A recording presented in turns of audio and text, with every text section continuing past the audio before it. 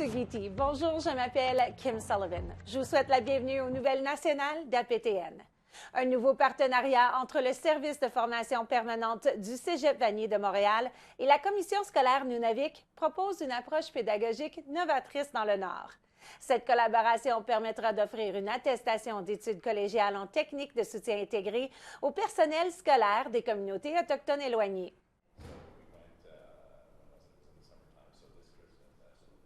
Ces éducateurs sont sur le point d'offrir une nouvelle approche pédagogique dans le Nord.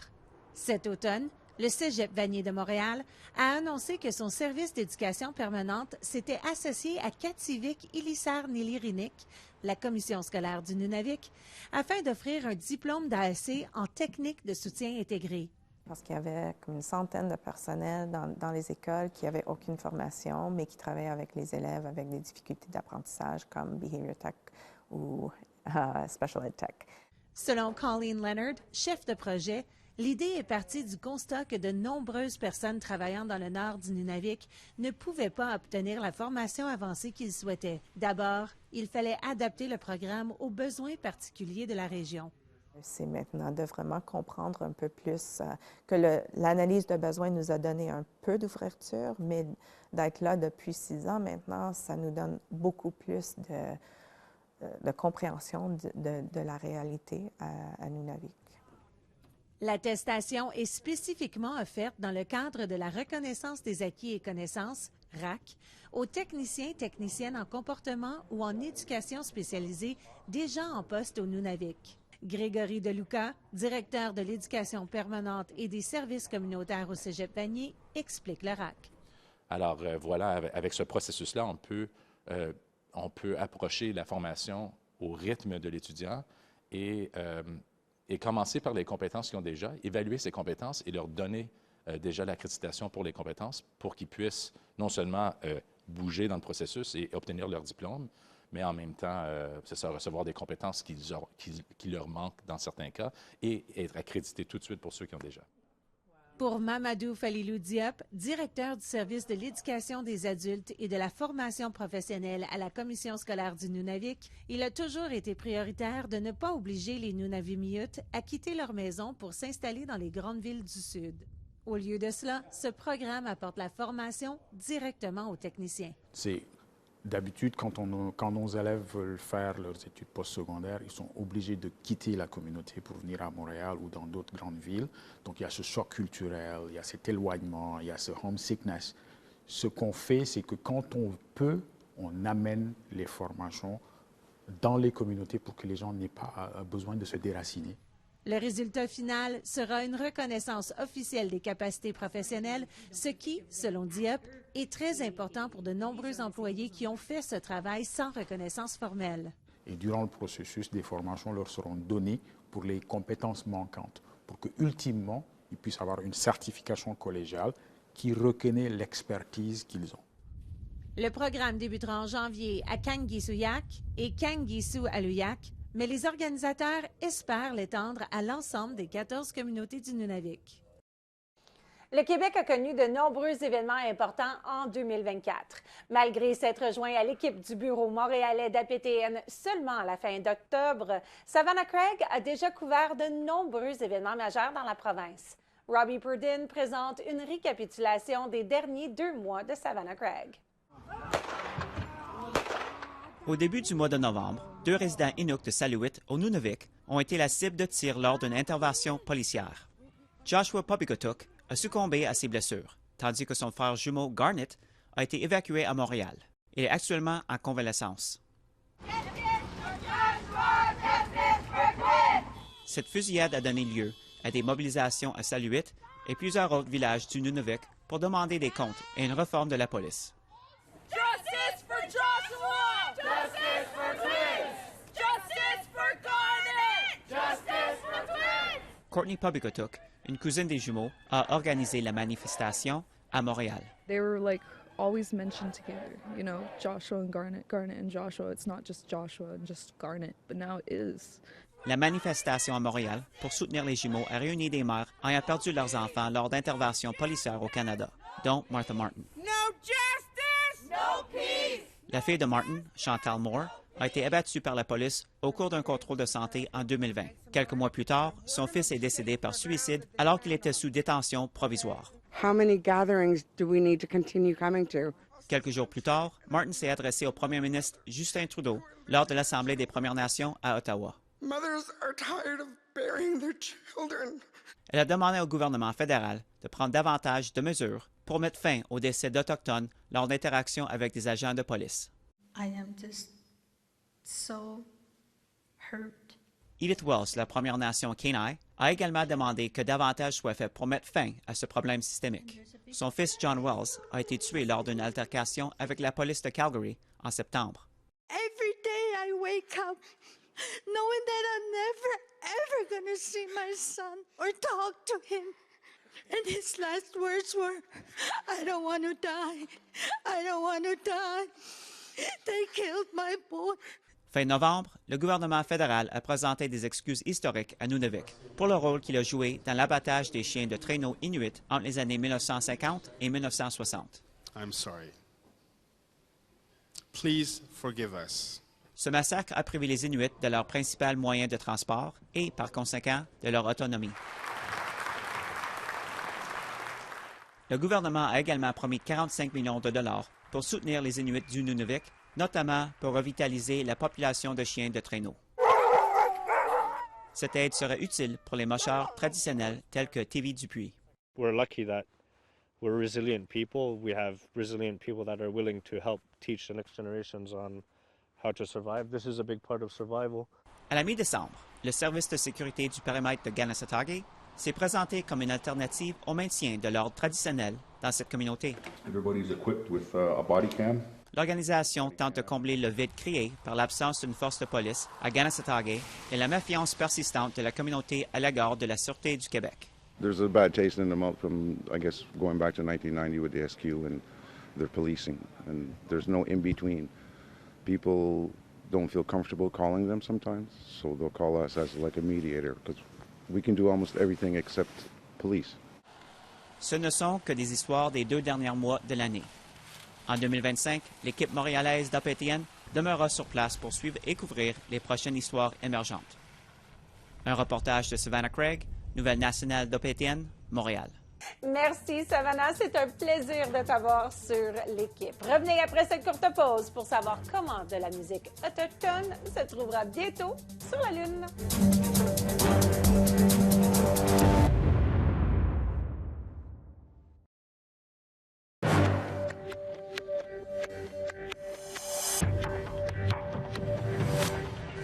Bienvenue. Sautons dans nos événements communautaires. À l'approche des vacances, certaines communautés ferment leurs portes, mais il reste cependant quelques événements à noter d'ici Noël. Demain, à Opichewan, samedi 21 décembre, dès 9h, les jeunes de 12 à 17 ans pourront se rendre à la Maison des jeunes pour leur brunch de Noël. Ce brunch sera suivi d'une série de 15 tirages pour gagner des prix assez impressionnants.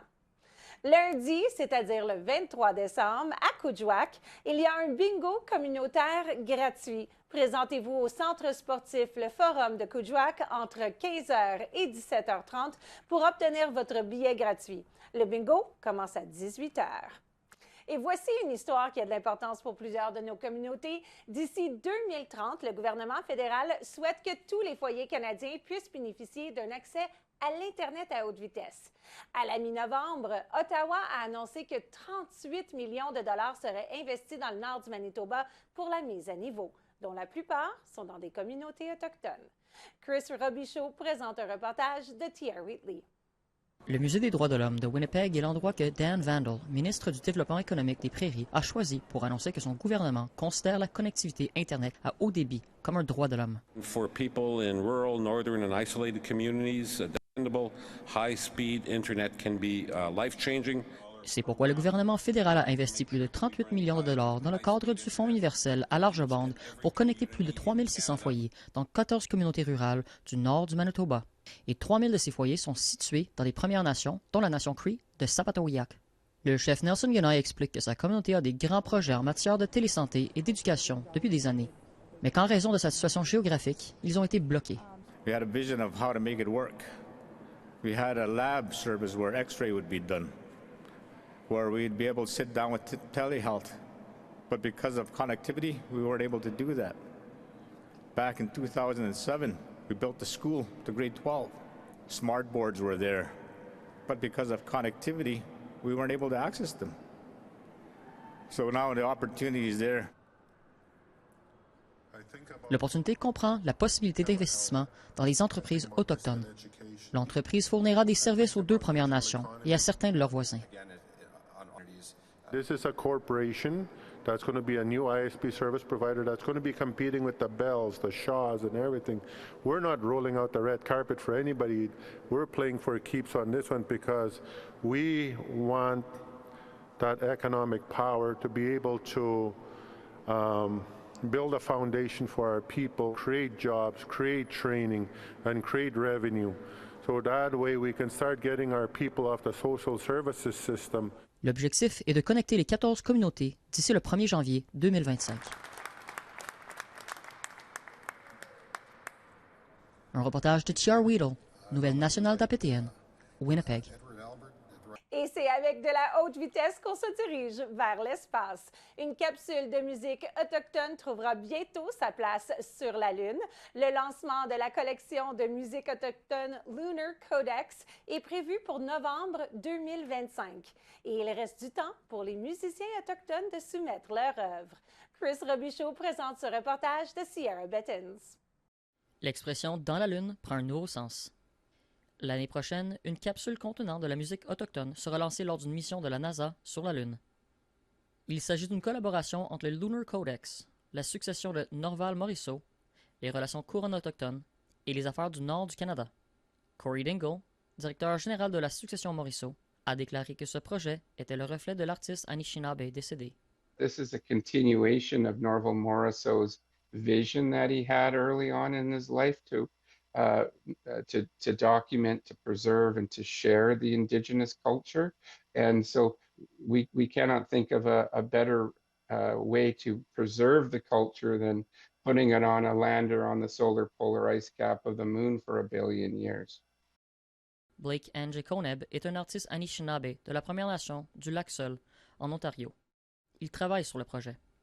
The CEO of the state of Norval-Morisseau reached out to me and asked if I knew any Indigenous musicians and if I could link him so they could put their music on the moon. We started talking, and then he offered me to do the cover art for it. Angekoneb mélange des éléments de l'école des régions boisées et de la culture pop. I've just been thinking a lot about space and obviously the moon, but I'm thinking back to my early childhood where I wanted to be an astronaut, stuff like that. So it's like, I'm gonna have fun with this piece and just see what happens when I draw. Le physicien canadien Samuel Peralta a fondé le Codex lunaire pendant la période du confinement du COVID-19. Le Codex achète de l'espace sur les fusées de la NASA pour envoyer des œuvres d'art sur la Lune. And we basically found a way to miniaturize and archive the art and put them into payloads and send them to the moon. When my friends in the arts heard that, they were elated. L'envoi d'1 kilogramme de matériel sur la Lune peut coûter plus d'1 million de dollars américains. Les œuvres sont donc imprimées sur des nanofiches, une technologie qui permet de conserver plus de 1000 œuvres d'art sur un disque de la taille d'une pièce de 25 sous. Selon Samuel Peralta, la nanofiche peut durer plus d'1 milliard d'années. If I bring this up close, you're going to see little dots on that. And every dot on that piece of nickel the size of a quarter is actually a page.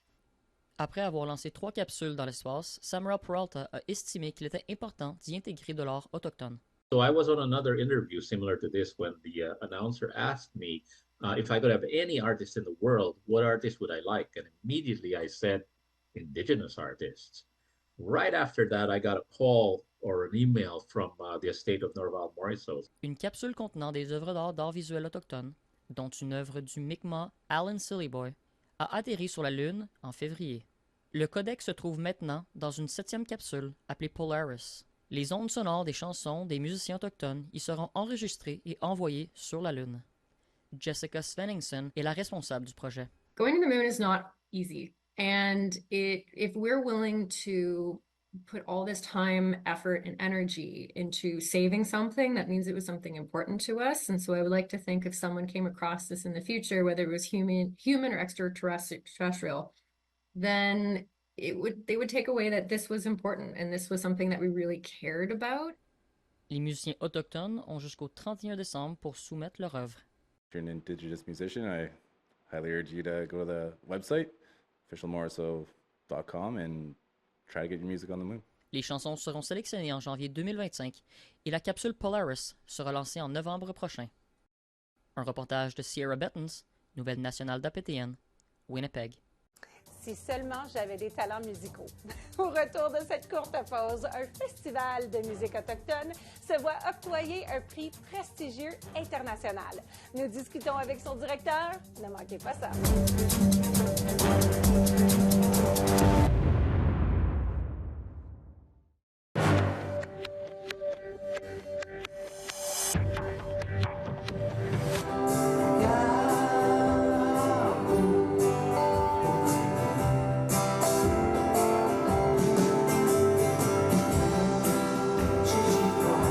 Bienvenue.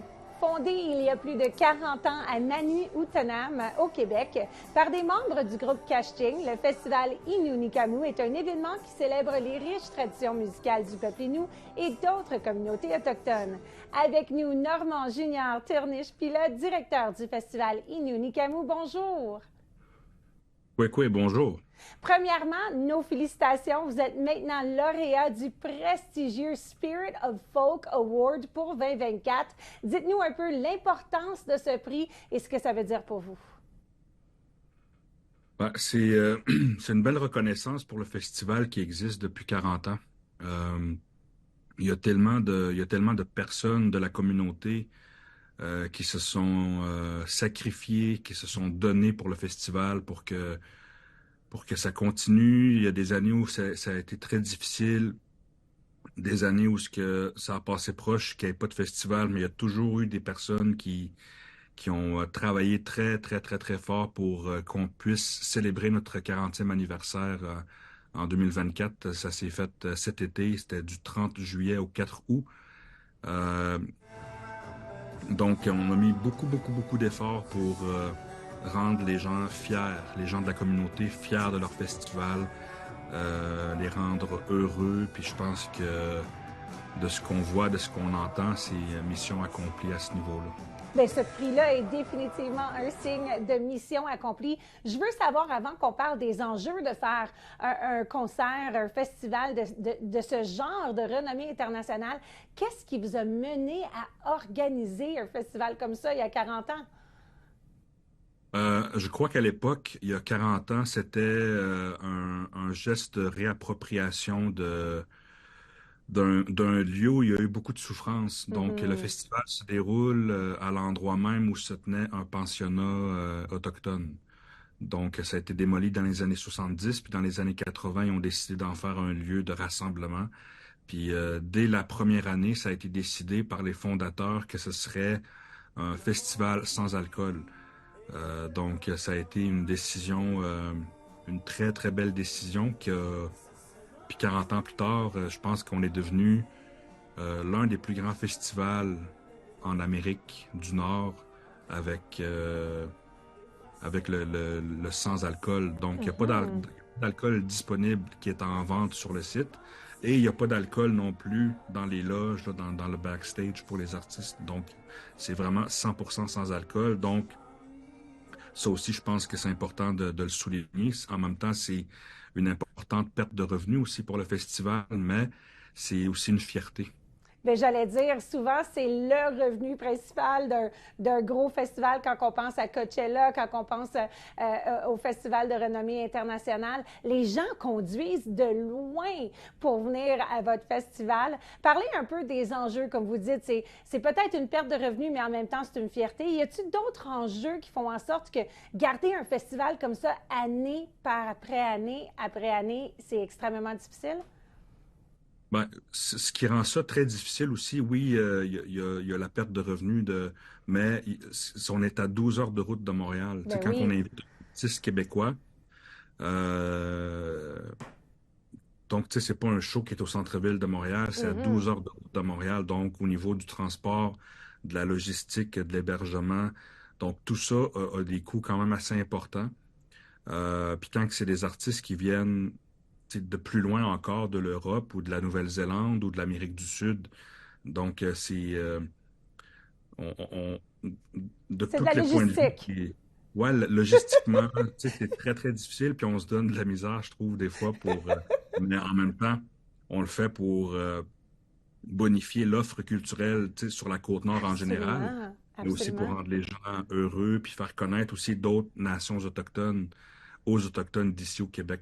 Je pense qu'il y a une force à aller chercher, à apprendre à se connaître entre les différentes nations du monde, parce que je pense qu'un jour, on va...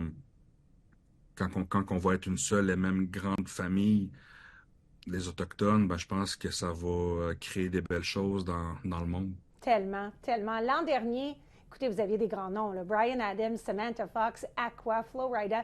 C'est quoi le ballon entre allochtones, autochtones, et comment vous faites en sorte que ces gros numéros-là ne feront pas un nombre sur les artistes autochtones? Ben, ce qu'on essaie de faire, c'est vraiment de... Quand on programme des artistes de ce calibre-là, c'est que ça amène des milliers de festivaliers à Manutana. Donc, ça met en lumière les artistes autochtones. Donc, ça les fait performer devant des milliers et des milliers de personnes. Donc, c'est une belle vitrine pour tout le monde. C'est une belle vitrine pour la communauté, la langue, la culture, les valeurs aussi du festival, parce que les gens découvrent le festival en venant voir Bryan Adams ou Aqua. Désolé. Donc, ça permet un rapprochement qui est vraiment sincère entre les différents peuples, parce qu'on voit des personnes de race blanche, de race noire, asiatique, de toutes les origines qui viennent au festival. Puis à travers la musique, on apprend à se connaître, on apprend à cohabiter ensemble, le même territoire. Puis le fait qu'il n'y ait pas d'alcool, ben, ça crée une atmosphère très spéciale sur le site, parce que la connexion est sincère entre l'artiste et le festivalier. L'euphorie est créée par la musique, par l'art et non l'alcool. J'en ai des frissons. J'en ai des frissons, puis on arrive à la fin de notre entrevue, fait que je m'excuse de vous couper, mais je veux savoir, y a-t-il un petit sneak peek de ce qui va arriver cet été? Le seul qu'on pourrait dire, c'est que c'est pas vraiment un sneak peek, mais c'est vraiment, on travaille déjà très, très fort pour l'an prochain. Il y a plusieurs, je veux dire, communications qui sont faites avec les différentes agences. Puis on verra qu'est-ce qui reste à la fin, parce qu'on vise large, tranquillement, on rapetisse, puis on finit avec une programmation qui va probablement être dévoilée au courant du printemps. Bien, j'ai très hâte au printemps parce que j'ai hâte de voir qu'est-ce qui va se passer au festival. J'espère y être cet été. Normand, un gros félicitations pour votre prix Spirit of Folk. C'est une belle reconnaissance et on a très hâte de voir ce qui va développer pour votre 41e année. Merci beaucoup pour l'invitation. Ceci conclut le bulletin de cette semaine. Les nouvelles nationales reviennent la semaine prochaine. Merci de vous joindre à nous semaine après semaine. Et on se parle pendant le temps des fêtes. À court, vite.